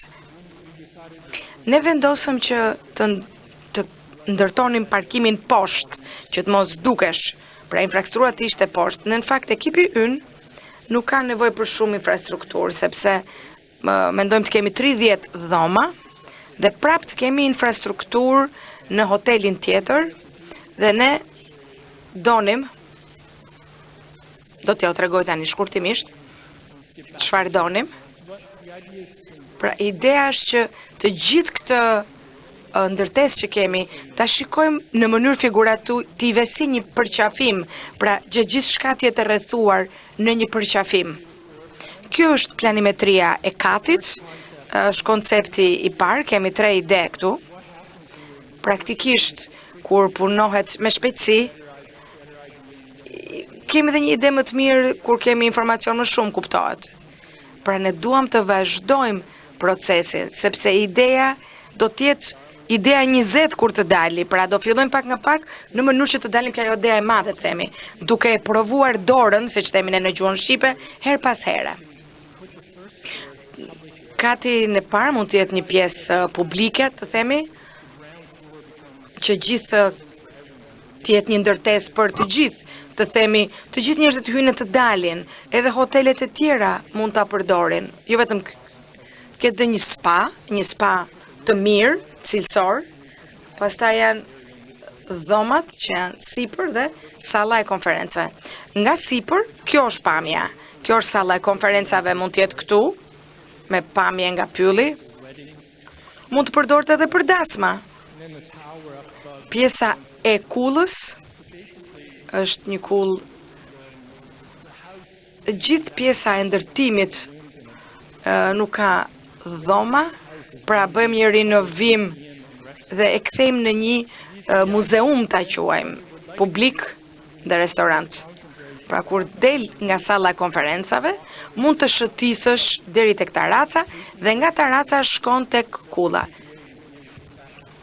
Pra Kjo është një panorame përgjithshme. Dhe pika e tretë është i njëjti evolimit njëjtës ideje, pra një variacion mbi të njëjtën temë, përdorim span dhe pjesën e fitnessit poshtë, dhe dhomat dhe salla konferencave janë lartë. Gjithmonë ideja është që mund të ulesh në tarac, të pish një kafe, mund të ulesh, mund të shikosh gjithë zonën. Dhomat janë sipër. Pra shikojnë në pyll, janë sipër dhe janë privatësi dhe nuk e dëgjojnë pjesën tjetër. Pra janë të shkëputura të them, janë lartë, nuk janë poshtë. Këto janë disa nga fotografitë që përshkruajnë këtë pjesë. Këto janë disa nga imazhet. Kjo është ndjesia që duam të krijojmë. Kjo është gjithë taraca. Ka një pishinë e cila pishinë natyrore, pra, e cila është në të dy variantet. Edhe mund të ecësh rreth saj. Po të shikojmë, ose më saktë, po të flas për ndërtesat e mia, që kam ndërtuar gjithandej, nuk e dim nëse do të bëjmë me beton apo me tulla, akoma nuk e kemi vendosur, por mendoj që duke e lidhur me ndërtesën ekzistuese, do të një material më ndërtues, më i fortë. Këto janë disa nga ato renderat që përdorim. Dhe kjo është, e shikoni se si futesh poshtë, sipër kjo është zona ku mund të qëndrojnë njerëzit të pjesa e recepcionit. Pra, edhe në tarac, siç e shikoni, kemi bimësi. Kjo është një nga renderat. Ky është një testim tjetër prap renderi. Edhe kjo është në fund të fundit renderi i tretë që mund të ta shikosh nga lart, kjo është pamja që të del. Edhe një herë dua të përsëris, pra është si ideja në mënyrë figurative një përqafimi. Kjo është pamja nga sipër. Pra ndërtesën ekzistuese e restaurojmë dhe i japim një frym për ta çliruar, si thuash. Dhe mund të përdoret, siç e thash, edhe nga hotelet e tjera, mund të përdoret edhe nga banorët e zonës, pra është një pjesë që i shtohet, një vlerë që i shtohet zonës. Dhe kjo është fotografia e fundit që kam. Për ta përmbledhur, është një koncept ide. Por në fakt, në qoftë se duhet të vendosësh diçka për 4 javë, është një lloj si të kërkon të martohesh brenda 4 javëve. Pra, kaq kohë ke në dispozicion. Pra, duam të kemi një ide të fortë, një ide të qëndrueshme. Dhe më duhet na është dashur pra ta diskutojmë këtë ide, këtë projekt. Edhe për projektet e tjera kështu na është dashur, sigurisht që të bashkëpunojmë, kemi një ide, kemi pasur një ide të fortë, e cila pastaj është zhvilluar më tej, është shtjelluar. Prandaj dhe më pëlqejnë idetë e forta, idetë e fuqishme, të cilat në të njëjtën kohë janë edhe fleksibël. Ideja për të qenë interesant në mënyrë të ndryshme është ajo që qëndron tek baza e mikpritjes. Pra duke njohur personelin, duke njohur punëtorët, duke njohur të gjithë njerëzit që punojnë aty, ky është avantazhi më i madh që kemi. 29 dhoma, janë 2500 njerëz që jetojnë në atë ishull, dhe kjo gjërat që mund të bëjmë pra në këtë projekt, mund të përfitojnë edhe vetë banorët, mund ta përdorin ata në favor të tyre për këtu dua ta mbyll dhe ja u kaloj juve për të më bërë pyetje.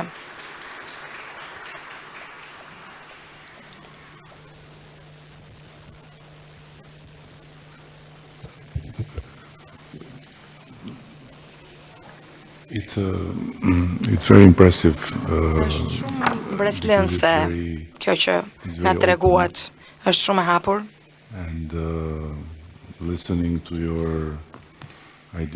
Duke dëgjuar idenë tuaj të martesës që përmendët, edhe unë vetë kam përvojën time, por doja t'ju bëja pyetjen. Sa kohë ju duhet që të merrni një vendim? Sepse të dy skemat që përmendët janë shumë mbreslënse, ndoshta edhe një e tretë mund të jetë edhe më e mirë akoma. Por pyetja ime është, ajo pyetja që më vjen natyrshëm është, sa kohë ju duhet, pra sa i gjatë është ky proces? Dhe e dyta është pyetja që kam për kullën. Ose atë pikën e vrojtimit në gjuhën shqipe më mirë. Ka në një mënyrë që të mos ta keni këtë pikë vrojtimi fare, të përfshirë?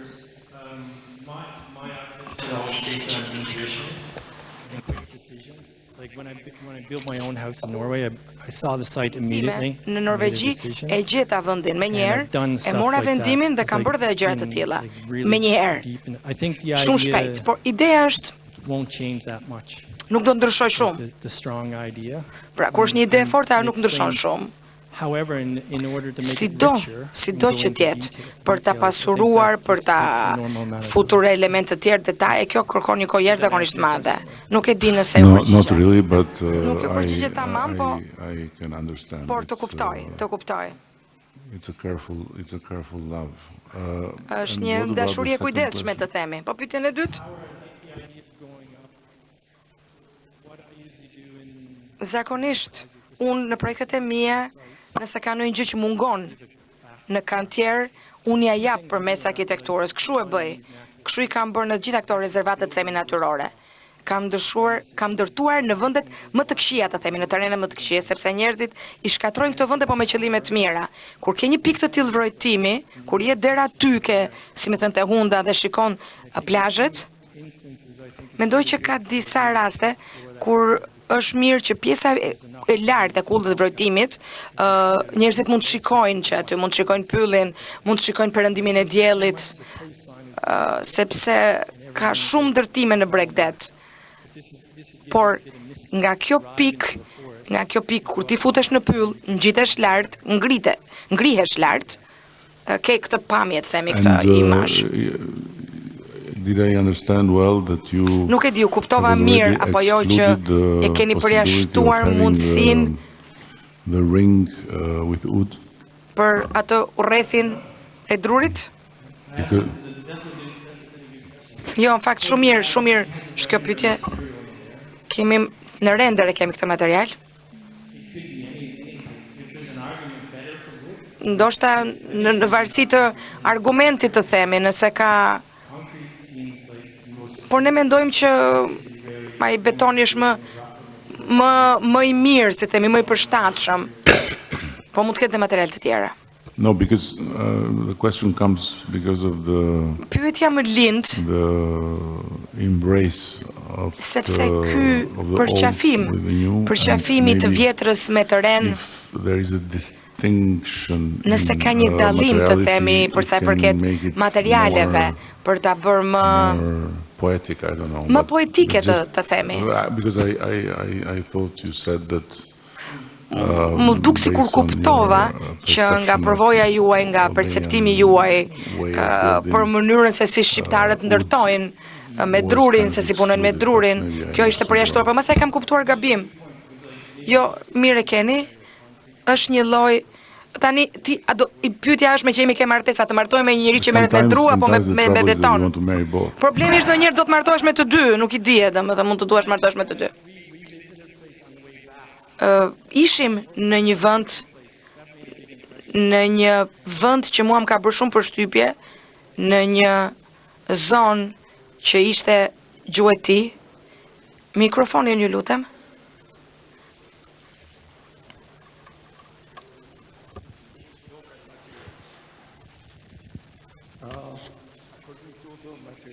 Si pas materialeve, po diskutojmë për materiale lokale. Një nga shembujt që kemi është pikërisht hoteli i gjuetisë së Lezhës.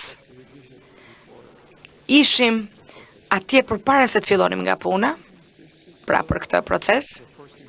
Po kuptohet kjo gjithsesi është një impresion i parë, është diçka ekspresioniste, diçka që duket që është unikale. Duam të punojmë me dru. Kjo është ideja. Pra dëshirojmë të përdorim dru. Kemi shtuar dhe faktin që pika e vërtetimit, kulla, një kull e përkthyer në thonjza në mënyrë moderne. Po kjo është në pjesën e pasme të pyllit.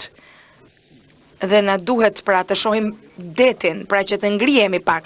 Vetëm përmes një kulle mund të ngrihemi lart. Në fillim u propozuan disa shkallare, pa ndonjë funksion të caktuar. Po pa funksion është një lloj minareje ta quajmë. Është si minare. Nuk është çështje minareja, po jo, më saktë, por ideja është që të ketë një funksion utilitar. Më pëlqen shumë skema, më pëlqen dhe ideja juaj e përgjithshme, panorama e përgjithshme, më pëlqen në veçanti fakti që nuk është rrethor, që është gjysmë katror, gjysmë rreth, që e bën lidhjen me vilën të qartë. Mendoj që dhe intuita juaj për variantin me 2 kate dhe për hapjen është e sakt, është në fakt më premtuese për mendimin tim, por pyetja ime është dhe pjesa për mendimin tim duket si rrezja është në çike ngushtë, nuk e di nëse kjo është diçka që pengon diametri e ke fjalën, po. Do doja që t'ishte 200% më e madhe të themi, më e gjerë, por për t'i dhënë vilës më shumë hapësirë, nuk e di nëse kjo ndërtesë në fakt keni të drejtë ju, e thash edhe në mënyrë pak është një lloj si dikujt që i ri këmisha ngushtë ose xhaketa ngushtë po i plasin kopsat në një farë mënyre. Pra, jemi në pikat e kufitare, do më ishte mirë që të kishim mundësi që të hapeshim, si thuash, të kishim një çik të themi hapësirë që të merresh më shumë frym në mënyrë figurative 20-25%, por kuptohet një nga gjërat që i ka bërë dhomat të gjata, sepse hoteli na kërkon që krevati, shtrati të shikoj nga, mos jetë nga muri me i fjalë. Ta shofësh atë njeriu që ken krevat, është interesante. Pra, kuptohet, duke pas parasysh se si do të ishin dhomat, kjo na ka, si të thua, kufizuar, po keni shumë të drejtë, ka nevojë për më shumë hapësirë, jemi ngushtë në thonjza. Më pëlqeu shumë skema juaj. Mendoj që kërkoni të arrini diçka që është e ndërlikuar, e cila në njërin anë ruan vilën ekzistuese, por në të kohë sjell një identitet të ri të gjithë këtij kompleksi. Pa e humbur idenë e shkallës. Dhe kjo është një nga pikat që më pëlqen më shumë, aksesi që ju propozoni, është një ndërtesë e vogël me gjithë të verandë që zgjidh aksesin dhe bën një zbulim të gjithë vilës. Dhe forma që ju propozoni për të ndërtuar krijon një lloj intuite që përveç dhomave dhe përveç vilës që do të përdoret nga klientët, është një mjet, një instrument ose një lloj rruge që të çon në gjithë këtë panoramë. Unë kuptoj të gjitha këto pyetje që bëhen për sa i përket kullës. Kulla është pjesë e këtij itinerari, e kësaj promenade, e kësaj shëtitore, apo është diçka që keni vendosur juve në, si të thuash, në kokë të kësaj skeme, për të ngjitur lart, për të pasur një pamje më të gjatë. Kulla është ta quajmë një përvojë, le ta konsiderojmë si përvojë.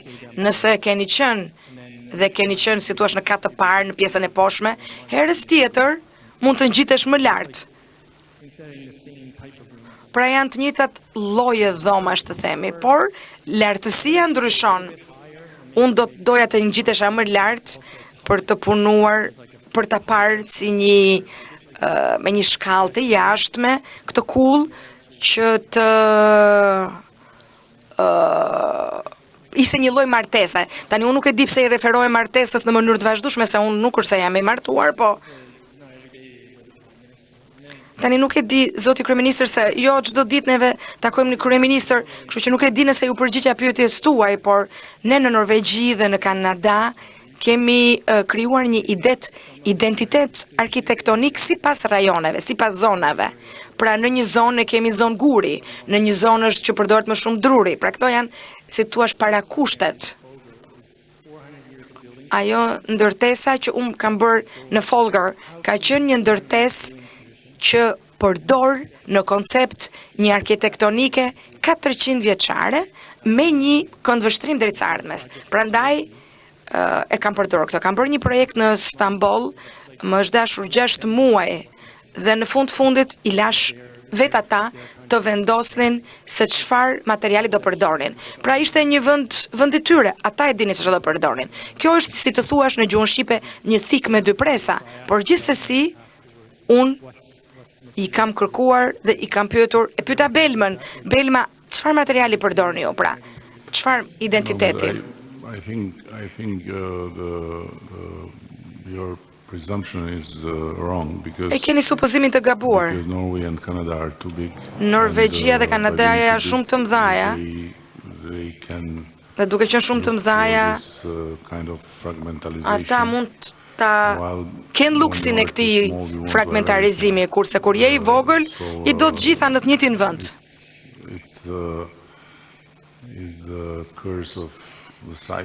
Është mallkimi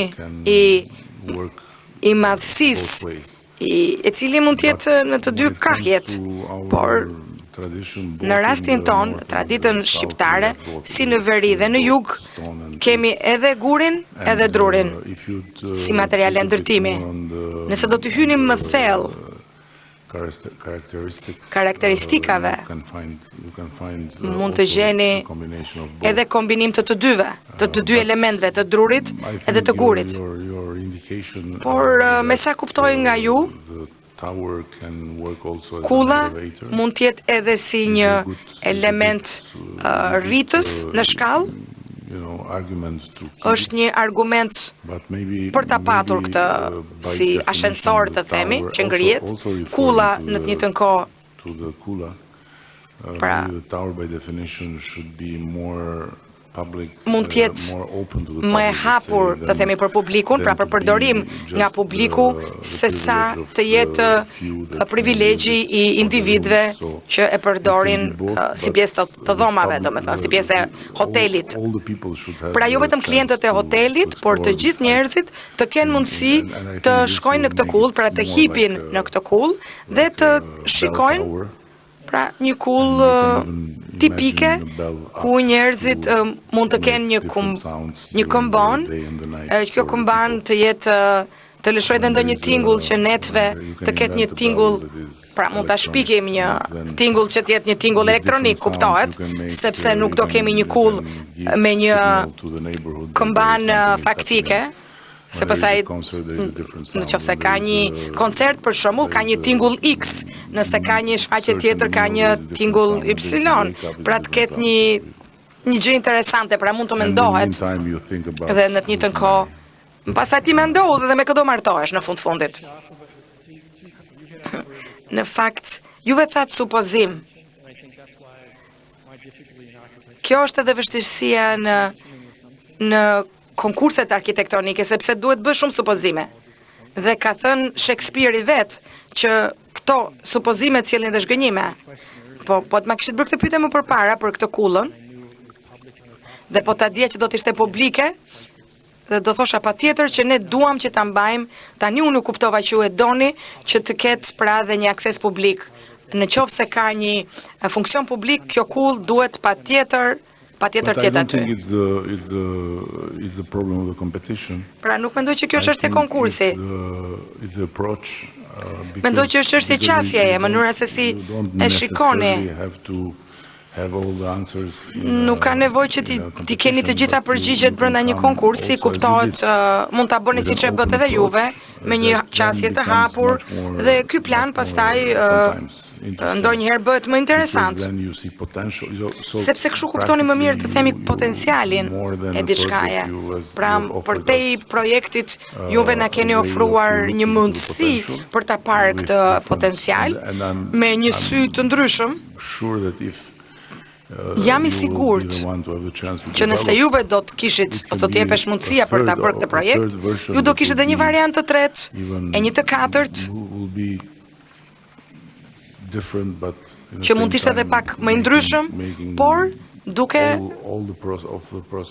përfituar nga i gjithë procesi për ta bërë këtë proces më në një simfoni, në një harmoni të themi.